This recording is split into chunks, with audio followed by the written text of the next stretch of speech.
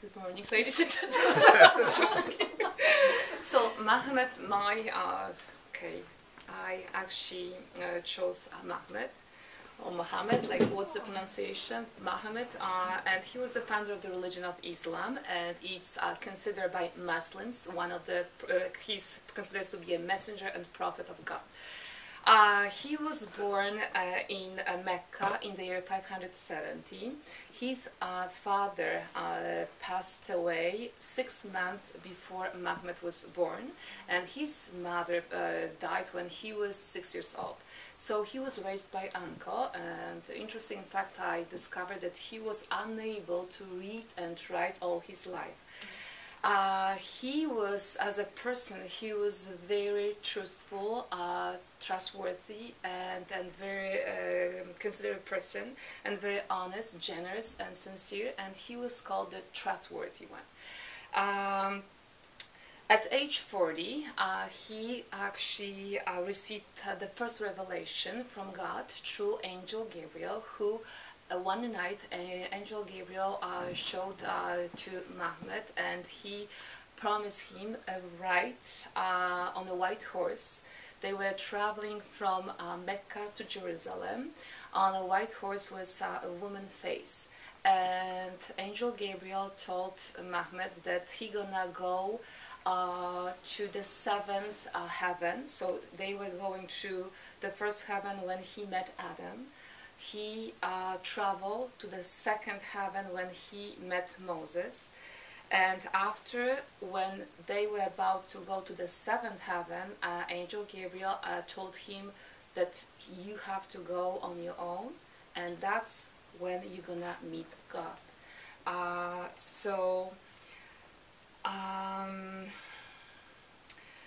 And I'm gonna just, give you more information about this ride, because I think it's really important.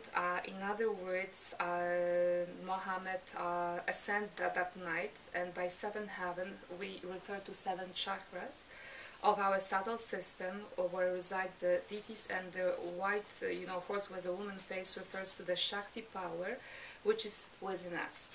So 7 heavens, 7 chakras, and he was getting these revelations from God for 23 more years, and his teaching is in Quran, right? It's like in this how you can, I need a word.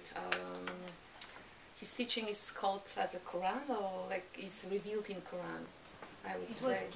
It's gathering in Quran, and actually Muhammad had many unbelievers who were actually, at that time, they didn't understand his teachings. So he met so many people who were actually against him and who wanted to assassinate him. So he, at one point, this was in year 622, God gave them actually command to immigrate, because he was like, Muhammad was he had so many enemies, so he emigrated from Mecca to the city of Medina, and this marks in the this emigration was the beginning of the Muslim calendar, and after several years Muhammad and his followers were able actually to come back to Mecca, and they forgave their enemies. Now, before Muhammad died at age 63, the greater part of Arabian Peninsula had become Muslim, and it's amazing that the Muslims spread all over the world in such a short time. What's the secret behind it? We think it was the rapid and peaceful spread of Islam was the truth and clarity of its doctrine, that people were actually more people were able to understand Muhammad's teaching, and even people who were believing in different gods before, they were changing into Islam, and they were believing and they were becoming Muslims. So the Prophet Muhammad is the perfect example of someone honest, compassionate and very truthful, and then he's considered as a very brave human being. Why he's so important to Sahaj yogis? Because Shri Mataji was revealing that Muhammad was the first one who was teaching people to meditate with your hands open. And people at that time, when he was revealing his teachings, they didn't understand. They were laughing at him. So, and actually, Muhammad was telling us about Judgment Day, that when you will be actually judging with your hands open. And it's so important that he warned us of a time when truth would be known, when the thoughts and intention of the heart would be revealed. And the white horse he was traveling on, we can actually, he was talking about Kundalini, okay? And what else is important? That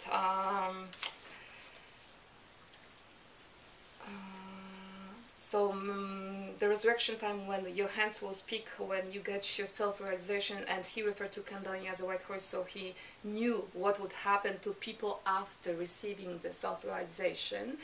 And Shri Mataji's work was to give self-realization to masses, because Muhammad actually didn't have time to do that. He actually introduced this teaching, and Shri Mataji's job was actually to continue his teaching, I would say. And when I was meditating on Muhammad, I was asking, okay, do you have any messages for me? And at one point, I don't know, it was my brain, telling me the answer, because I really wanted to hear something. I just got two words which are very common these days. It was peace and love. And I asked, spread peace and love. And I asked how I should achieve that. And the answer was through your nabi, through your satisfaction. And I I couldn't understand that yet. And Shri Muhammad is actually the follower of Shri Dattatreya, right? Who actually resides in this incarnation of Shri Dattatreya, who resides in this actually in Void area, right? In Void area. And when we were, when I was giving a ride to Almighty, she said it makes sense, because it was a turmoil all in the place when he lived. So he was actually spreading peace, and he was actually teaching people how to be nice to each other. And all his teaching, it was about peace and love and believing in one God. So we as Sahaj yogis, it's our duty to actually follow his teaching and actually spread peace and love, because it's all the same. We honor all the religions are the same, because they ask you to love yourself in order to love all the people. So that's how important it is. And you can help me, Almighty, because you were giving such a nice insight, when we were, driving in a car. So you can add something, please. But I think practically. Yeah. Here. Okay. Yeah. I think practically it's every guru or the master who has come has preached according to the according to the need of the times. Exactly. But I think that during his time, because there were tribes fighting all the time, I think this particular piece had to be stressed more in his case. And anything someone wants to add, maybe Adrian? The only thing, when I was I don't know, it was his teaching, because I read so many actually examples from Quran about how he was referring to women. So I won't go there, but I said, oh, okay. So I was I didn't understand some parts, so. So Shri Mataji said that, as it is already mentioned, that's so it's a very. Shri Mataji talked a lot about Shri Muhammad, but in referring to what you said, in specific, Shri Mataji said that actually the Quran was. It's changing. Is it changing that he is? Oh. like 50, like 50 or plus years after Muhammad left, yes? And Shri Mataji was joking, she said, how many of you will remember word by word what I was saying if you will write 50 years? Yeah. Isn't That's it? true. That's true. 50 You're years. right. So they added like, you know. Totally. Okay. And plus something else is You're right. that the one who published it, it was one that was against actually Shri Muhammad's son-in-law, Hazrat Ali, who was an incarnation. Actually, Shri Muhammad totally insisted that he is divine and they should follow Hazrat Ali.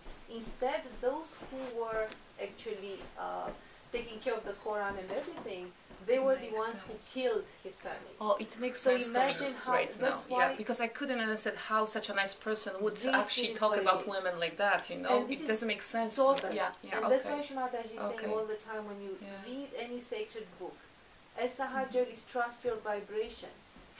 Because all the sacred books were actually modified, all of them, Bible included, Gita. That's true, that's true. All of them. So there are parts that are really true to the initial spirit of the prophet, as well there are so many things that were added, mixed, totally twisted by the followers. Clarifying. Yeah, makes sense. So that's why we have to use our vibrations, that's all.